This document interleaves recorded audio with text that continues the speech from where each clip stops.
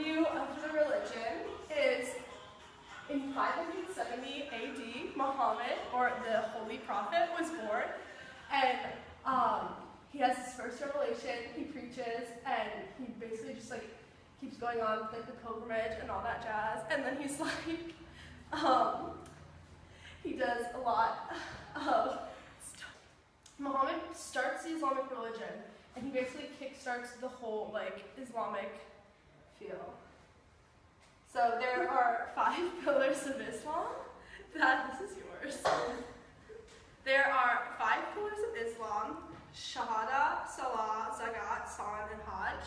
And the Salah, Shahada is just pledging to the faith, but Salah is ritual prayer. Zakat is charity to the poor. Sawn is fasting during Ramadan, and the Hajj is the pilgrimage Muslims are supposed to take every year to Mecca. So those are basically like the 5 rules that you should go by when doing the Islamic religion. So, with the history of Islam in Africa, Islam has been in Africa almost the whole, since the birth of the Islamic religion. It's been spread throughout North Africa and parts of Southern Africa. Islam in Africa is a huge part of Africa. Being a Muslim, Muslims make up approximately 53–54% of the whole African population. Muslims in Africa vary greatly from Sunni to Shia. It doesn't really matter. It's mostly Sunni, but there are a few Shiites in North Africa as well. It's been a huge that Muslims constitute around 50% of the population in Africa. Islam has a large presence in North Africa, the Horn of Africa, the Swahili coast, and most of West Africa, and with minority but significant immigration populations in South Africa. So, with religion and state, Islam has had a huge reputation of being a secularist state, whereas the religion is mixed with the government, and it kind of makes for a lot of gray areas in their politics and in their religion. But essentially, the definition and application of secularism, especially in the place of religion and society, varies among Muslim countries.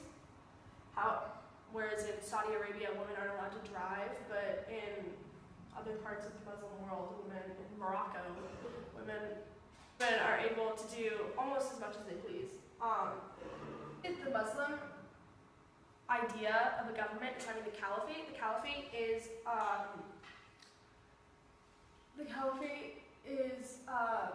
the Muslim denomination as a whole that is ruled by one caliph. A caliph is thought to be the successor of Muhammad and basically from the direct line of Allah himself.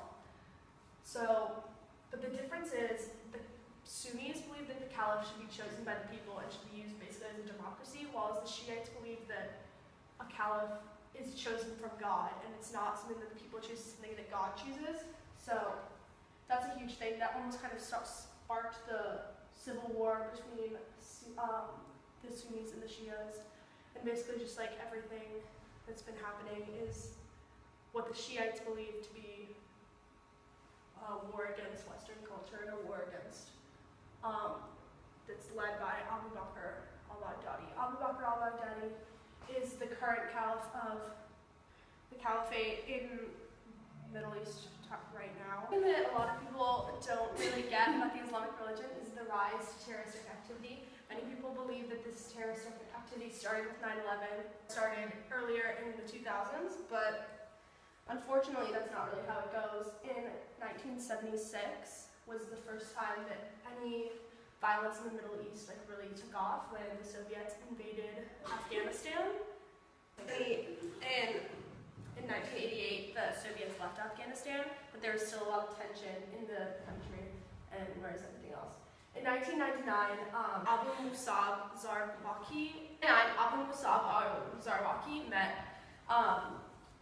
Osama bin Laden in Afghanistan, and that's kind of when both of their ideas started to where they developed their hatred against Western culture and their hatred against America and basically Europe as a whole. So after 1999, they basically started plotting revenge against Western culture, and revenge against Europe and anybody that wasn't part of the Muslim denomination. In 2001, obviously 9/11 happened, which sparked a lot of fear in Americans and basically started off the whole war against terrorism. Bush deployed soldiers in Iran and Iraq, and a war started. In 2006, Zarqawi was killed, and the official Islamic State in ISIS started. Not ISIS, but the official Islamic State started in 2006 in the Middle East. And the Islamic State made Abu Bakr al-Baghdadi the leader, not caliph yet. He was really just the leader. Get out, Matson.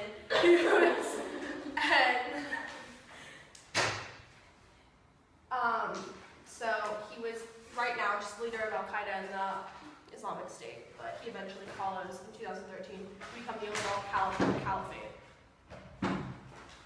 So in 2013, finally, the Islamic State merged with Al-Qaeda and made themselves into ISIS, or Adawa al-Islami fa al-Iraq al-Asham, which translates into Islamic State in Iraq and Greater Syria.